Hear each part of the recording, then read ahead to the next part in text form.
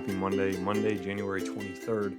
I am so sorry, first and foremost, that there's been 2 weeks that have passed between after action reviews. You may have probably seen on either my own Facebook page or maybe you've been at Family of God and you've heard around. I've been actually covering for Pastor Drew Gruenhagen at Lutheran High Westland, and so I've been able to teach his Faith One class to freshmen and sophomores over the last 2 weeks. And actually, this morning is my last day. Time of recording right now is about 7 o'clock. That's why it's kind of dark around, and so I'm going to be heading out actually for my last day today. So he comes back from Israel. I think they got back late last night, and so covering for him today, and then I'll be back into a regular scheduled program this week. So, but good to be with you this morning. I did want to get one out to you today because there's going to be a lot that happens on our social media page, I think, over the next couple of days. Because today, as the screen gets brighter, Pastor Hill and I are actually going to be releasing a very special episode of the Suffering Servants podcast. And so I would encourage you to go and find that. It's already up on most major podcast platforms, Spotify, Apple Podcasts, Google Podcasts, Overcast, all that. We sat down last week and recorded an episode where we riffed on a couple of different things early in the episode for like the first half. And then the second half, we talked about the week that was. And so we had a really, really tough stretch at Family of God, and it affected every ounce of my being. I know it affected Pastor Jim. We spent a lot of time talking about it, being together, and just trying to digest everything that God was doing. Satan was really kind of coming after us, which tells us that we were doing something right, and a lot of that was as a response to the district board of directors meeting that we had at the beginning of last week, which is why I wasn't able to get one of these out last time. But nonetheless, there's been a lot of darkness around here, and I do want to share with you my sermon from yesterday, because as I was kind of looking around and doing some prep, I really wanted to focus in on the theme of light and darkness, and I found some good things to talk about. And but all that to say, I want to do this today because I want to promote the podcast episode first, because I know a lot of you listen to our battle stories, but there are some stories that we don't tell you, just because one, they're really hard to relive, and number two, we don't want people to worry about us. One of the couple of the stories that are in there, I haven't told. I told my wife. But a lot of times I tell my mom and my dad, I tell my family, I tell a lot of my other friends stuff that happens. I didn't really share a whole lot about this just because I don't want people to worry, because Pastor Hill and I, we're not worried when things happen. We very much feel that we're in the will of God, and God's protecting us, and we're here, and I feel good. We've got a good week that's starting. We had a really good day yesterday, which was awesome.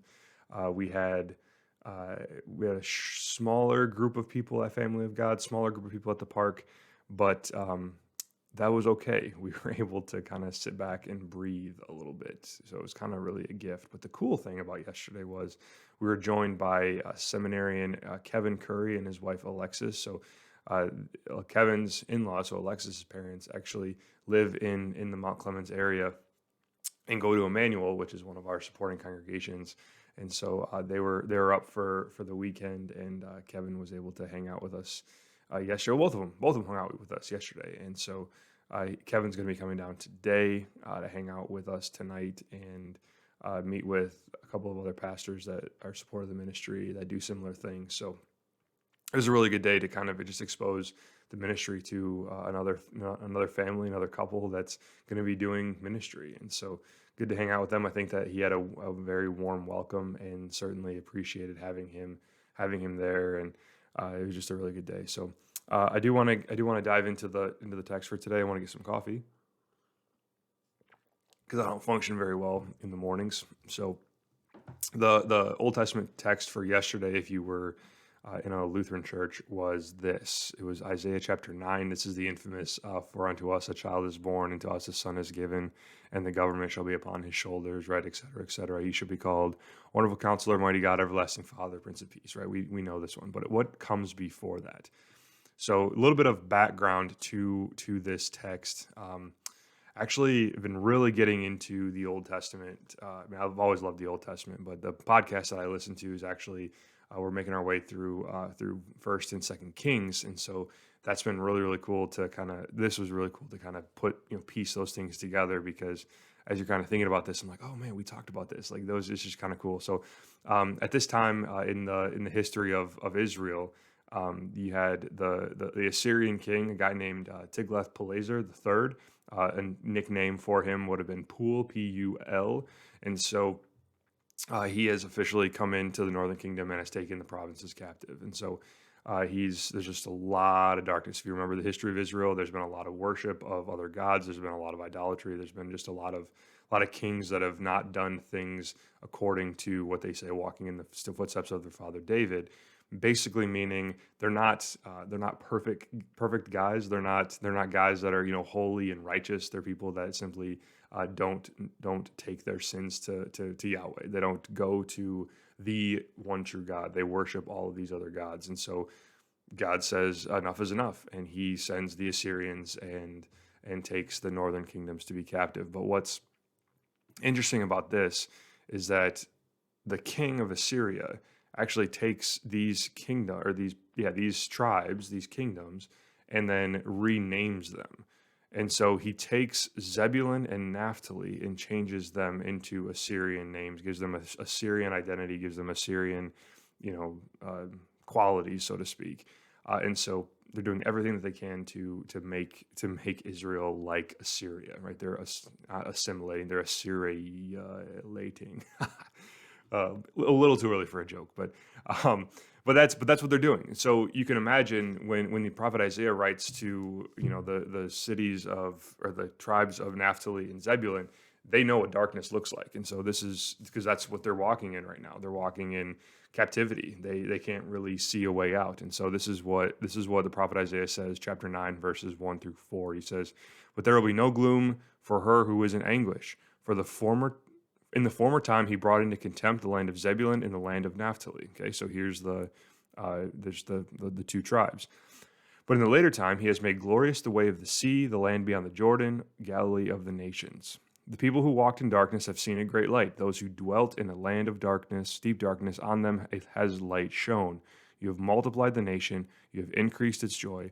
They rejoice before you as with joy at the harvest, as they are glad when they divide the spoil.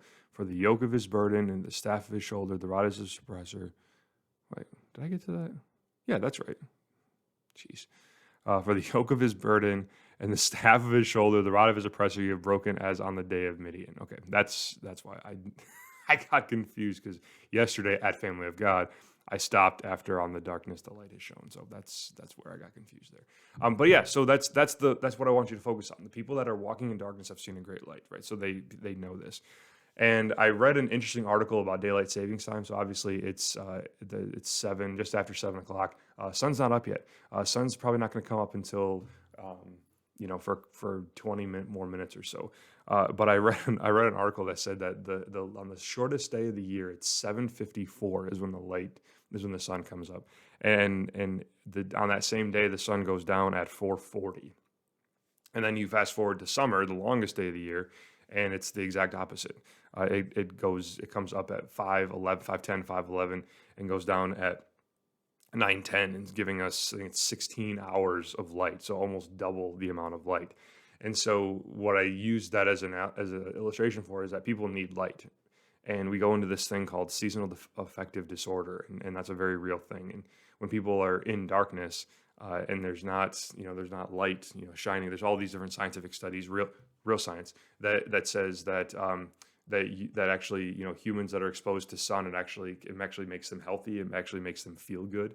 And when you are not exposed to sun, when you are locked in your house, when you are not doing things that are outside, when you're just avoiding all the sun, there's proof that actually affects your mind, affects your brain, affects your emotions, affects everything.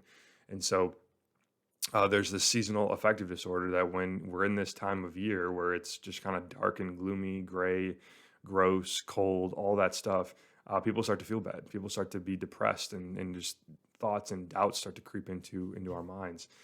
and Satan can kind of have his way with us because we already feel like we're vulnerable. We already feel like we're weak.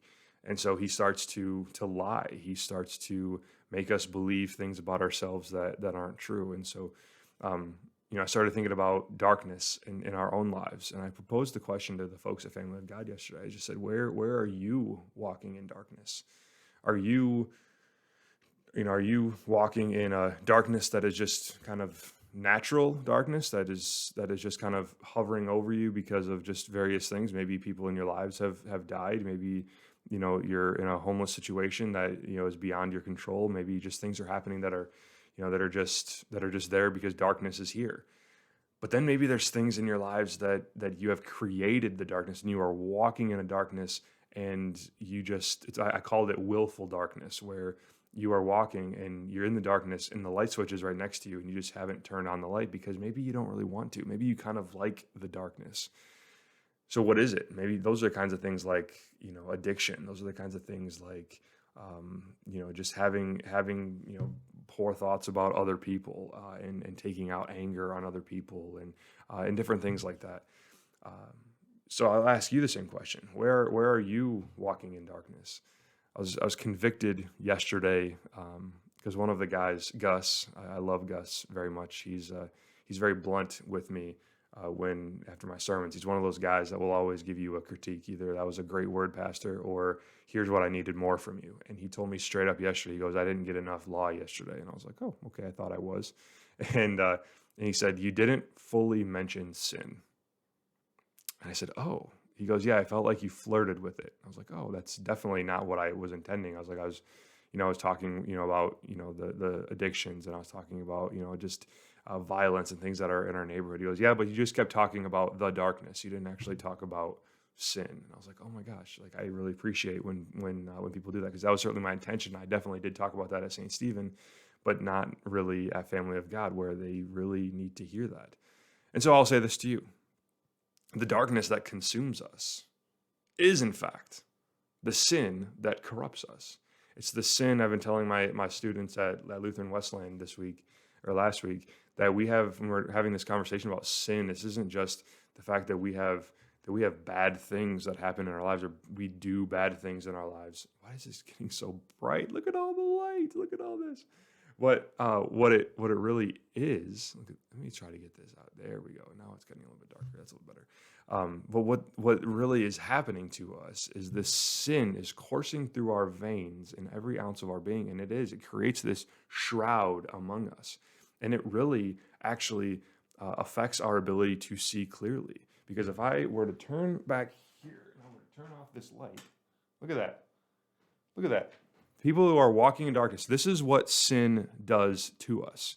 Sin makes us not able to see clearly. It makes us want to pursue our own thoughts, our own righteousness, and do our own things and solve our own problems. And so what we need then, the people who have walked in darkness, have seen a great light. We've seen a great light. Who is that light? It's Jesus.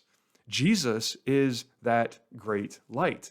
And so what I love about this text, so it just, every now and again, our scriptures or our readings, like the Old Testament lesson will match up absolutely perfectly and flawlessly with the New Testament. And that's exactly what happened yesterday. You have Jesus walking in Galilee and visiting the lands of Naphtali and Zebulun. And Matthew is very clear, says that this happened to fulfill this exact prophecy. And so the people that have been walking in darkness have now seen this light. They've been yearning for light. They've been walking in darkness. They've been yearning for light. And Jesus is here, and he's preaching. He says the kingdom of heaven is near. He heals. He heals the sick. He heals the paralyzed. He casts out demons. He's here. And the thing that I want you to remember today is that no matter what kind of darkness that you're walking in, whether it's the darkness of addiction, the darkness of losing a loved one, the darkness of confusion of where you're going in your life, not knowing what your next step is, the confusion or the darkness of just battling with your own sin. There's this overall darkness that is just seems to be consuming our lives. And I mean, if you look outside, you see that we have a very dark world that is becoming more and more anti-Christ every single day. Laws are being passed. Ideas and ideologies are being embraced. It's becoming darker and darker and darker. And it seems like there is no light. But the light is here. And the only way for darkness to be cast out is for the light to come in and push it out. That's how it works. When I turned off this light, I didn't come in and try to remove the darkness. What did I do? I turned on the light, and the light pushes out the darkness. And so that's what Jesus does for us. He comes into our lives. He pushes out the darkness of sin. And so when we sit in darkness that is around us, that darkness is no longer in us, but it now is around us because we still live in this world. We sit knowing that the light is also coming back for us to make all things new. The darkness of Good Friday will soon make way for the joyous resurrection on Easter morning when light fills the earth again, where Christ is the only light, as Revelation says. And so I want to just end with this thought. I have a friend named Caleb, who I met on social media. He's a pastor in Minnesota. And he used to always tweet almost every single morning. He would say, "Rejoice or be of good hope, because we are one day closer to the resurrection." And so as we sit in the darkness and we wait for Christ to come back, we confidently say we are one day closer to the resurrection. That light is coming. The days are getting longer. There is more light coming to us, and we're one day closer to the resurrection. Be of good hope today. Jesus Christ is the light of the world, the light that no darkness can overcome. And that is a promise that he gives to you no matter what kind of darkness that you are in. But always know that he has already taken care of the ultimate darkness. He has removed your sin from you and brought you, transferred you, as Colossians says, from the kingdom of darkness into the kingdom of light. Praise God for that gift.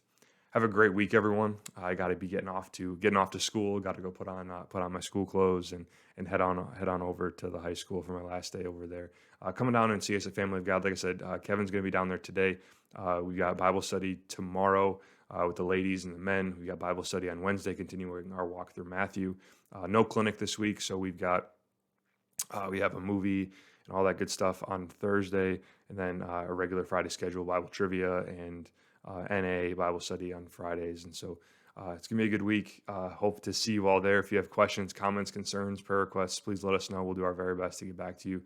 But have a great week. Make sure you go check out the Suffering Servants podcast. I think it's episode 3, just to kind of get a feel for what are the day-to-day struggles that Pastor Hill, myself, Pastor Tim, all our deacons, our deaconesses, everyone that volunteers there, just get a real feel for it. It's a little bit of a more raw episode.